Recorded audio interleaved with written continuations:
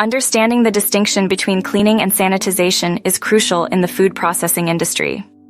It's not just about keeping things tidy, it's about ensuring the safety and quality of the food products we consume. Cleaning is the process of removing visible dirt and physical contaminants.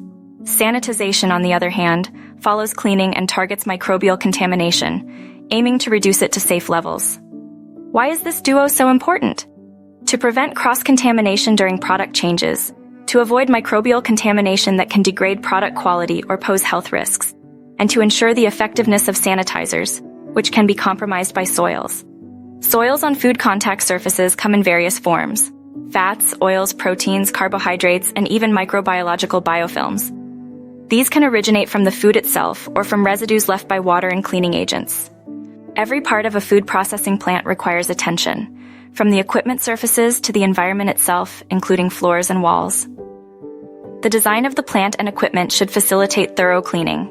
Sanitization Standard Operating Procedures, or SSOPs, must be accessible and detailed.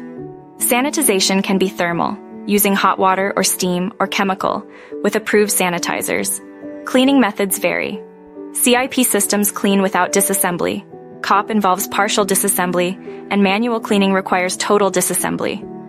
The choice of cleaners and sanitizers depends on the soil and surface type, cleaning method, and water quality.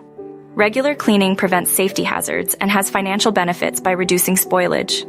It also boosts worker satisfaction and customer confidence. Moreover, legal standards often mandate specific cleaning requirements in food facilities. Cleanliness isn't just about appearances, it's a fundamental aspect of food safety and quality.